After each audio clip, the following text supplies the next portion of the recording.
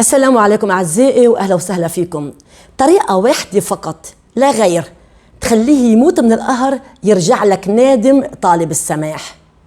تركك، تجاهلك، رحل عنك، تقل حاله عليك، أيا كانت طريقة ابتعاده عنك، لو في بقلبه نسبة 1% حب تجاهك رح تتفاجأ برجوعه. وشوف انت بقى إذا رح تقبل ترجع له بعد ان تكون تخطيت. فيديو لو طبقته رح تلاقي نتيجة مبهرة.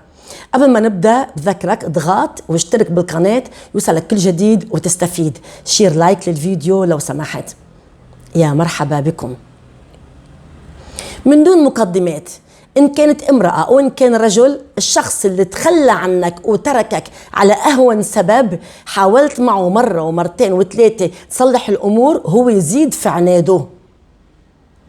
هي طريقة واحدة فقط لا غير حتخليه راقبك من بعيد، مكسور، ندمان، متأسف، ما عارف كيف يفتح معك الحديث، يريد يرجع لك.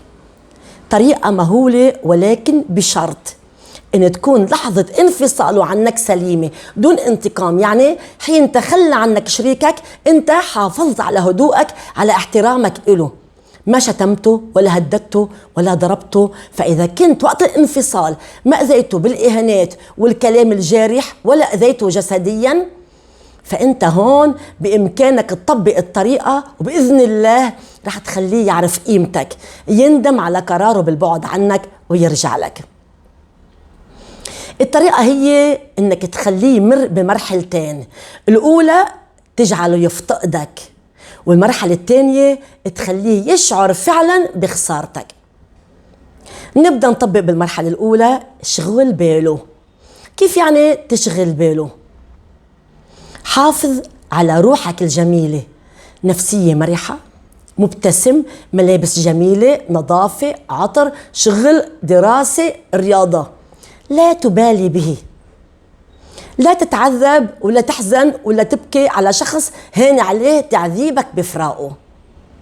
في البداية صعب التنفيذ، ولكن لما تتذكر كيف قدر يمضي يوم من دونك، هانت عليه العشرة، ما خجل من نفسه تبعت له رسالة ما يقرأها، يتجاهلها، وهو كانت ايده تصير على التليفون قبل ما يرن. كيف بتقدر تقاوم نفسك ما تحن له؟ كيف بتعمل حتى ما تفكر تتواصل معه؟ قدر نفسك، لا تهون نفسك عليه، اعطي لنفسك قيمة. انت لما تتصل فيه طول الوقت بدك اياه يرد، وبدك هلأ تفهم سبب غيابه، وبدك اياه هلأ يعتذر. ما عاد في صبر عن بعض الناس. اتعلم تاخد نفس شهيق وزفير، ردد لا حول ولا قوة إلا بالله، تنفع ل90 داء أقلها الهم.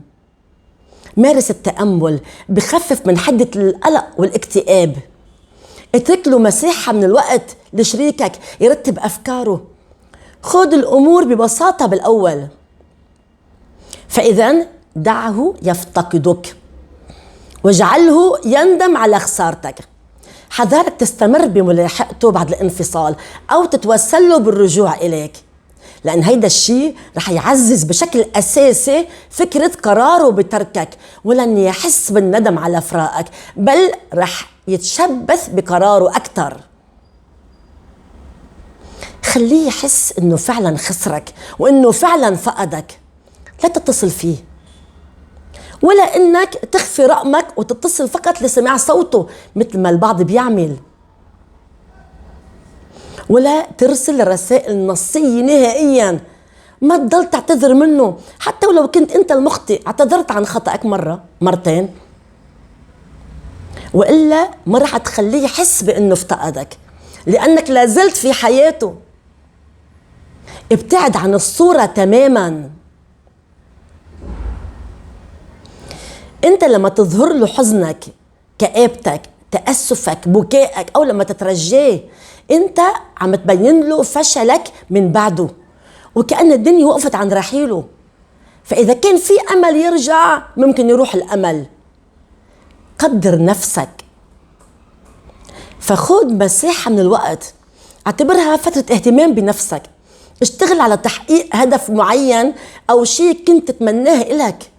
تخفف من وزنك، تعمل دراسة قصيرة، تكمل تعليمك، تطور من نفسك من شغلك، بشرط إن لا تسأل عنه ولا تعرف أخباره. حاول تلتقي بالناس اللي بيعرفوه، يمكن هالناس يكونوا أولادك أو أصدقائك اللي هن أيضا أصدقائه، يخبروه عن أحوالك الجميلة. لو ساءت حالتك بعد الابتعاد عنه وتحطمت بعد طلوعه من حياتك، فرح يحس إنه قراره بالابتعاد عنك كان على صواب. هيدا هو طبع الشخص اللي بيتركك من دون سبب، أو بيتركك لأنك فعلا أخطأت معه رغم أنك اعتذرت له. هو كان بوده يرجع لك، ولكنك أنت موجود وأحلى من قبل، ما شاء الله، اتصالات وترجي واعتذار، وشو بدك لأرضيك؟ ازداد غروره. ما رح يفتقدك وانت في وضع سيء، ولا رح يفتقدك وانت حزين وضعيف. يعني لا تتساءل كيف اجعله يندم على خسارتي، لانك في حالة ضعف، واللي قدر يتخلى عنك على اهون سبب ما بيفتقدك وانت ضعيف. المرحلة الثانية، ازرع جواته مشاعر الخوف من خسارتك، بالإضافة إلى الابتعاد وعدم الاتصال فيه. خليه يشعر بمشاعر الخوف من خسارتك. كيف بتصير؟ الواحد منا ما بيحب يفقد أشياء ملكه، ولما يحس إنه في شيء رح يروح منه بيبدأ بمشاعر الخوف بتتسلل بداخله. خليه يوصل لهالشعور. اختلط بالناس، اطلع مع أصدقائك، روح زور أماكن، احضر مناسبات، التقط صور وانت مستمتع بكامل أناقتك. ومن بعدها شارك هالصور على مواقع التواصل مثل الفيسبوك وغيره. رح يشوفها شريكك اللي تركك، ورح تبدأ التساؤلات تتخبط براسه. هل دخل حياتك شخص تاني؟ رح يغلي دمه على أساس ضامنك، ما فكر فيها إنك تروح منه. رح يبدأ بإدراك إنه رح يفقدك، ثم تبدأ مشاعر الخوف من خسارتك، بل وسيتعلق فيك أكثر. فحسن من نفسك. لما يشوفك شريكك المفارقك بشكل أفضل مما اعتاد عليه، رح يحس بالألم، رح يشوف الفراغ اللي تركته فيه، ثم رح يشتاق لك، ورح يبدأ بالندم على خسارتك. غير من نفسك وحسن من علاقاتك وعملك أو دراستك، طور من قدراتك واهتم بشكلك وملابسك. لما يشوف تحسنك وتغيرك للأفضل رح يندهش، رح يحس بالألم أكتر، واحتمال كبير أن يحاول الرجوع إليك لأنه نادم على فراقك.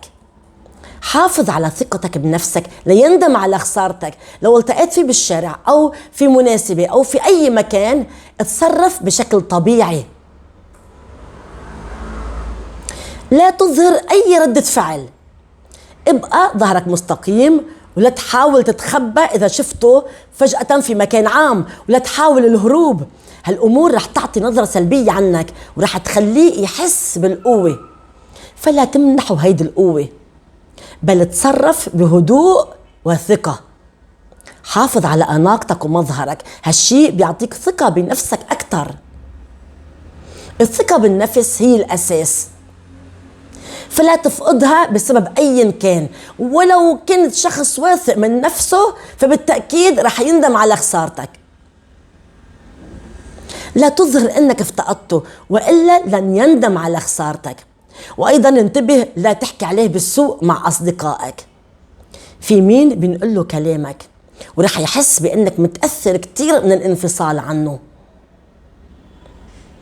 فلا تجيب سيرته أبدا، ما تمنحه هذا الارتياح، ولا تخليه يشوفك بتتوجع من فقدانه، بل اظهر له اللامبالاة، وان هذا الانسان ما عاد يعني لك شيء، حتى لو كنت بتمضي الليل بكي على فراقه.